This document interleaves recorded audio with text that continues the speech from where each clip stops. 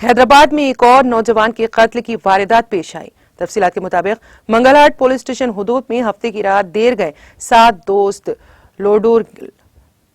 Ludo game खेल रहे थे। इस दौरान हालत नशा में दोस्तों के दरमियान बहस और तकरार शुरू हो गई।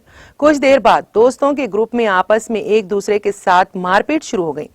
इस दौरान दोस्तों ने मौलिक हथियारों से 25 साला मोहम्मद हनीफ पर हमला कर दिया, जिसके नतीजे में हनीफ की मौत वाक़ हो गई, जबकि दीगर 3 दोस्तों को उस्मानिया हॉस्पिटल मुंतकिल कर दिया गया, जहां पर वो जेर इलाज है। इस वाक़े की इत्तला के साथ ही पुलिस ने मुकामी वाक़े पर पहुंचकर ज़ाब्ते की कार्रवाई करते हुए इस सिलसिले में एक मुकदमा दर्ज करके तहकीकात का आगाज कर दिया। हमला बैठे हुए थे, लूडो खेल रहे थे, पैसे निकल थोड़े थे, पैसों से खेल रहे थे। हम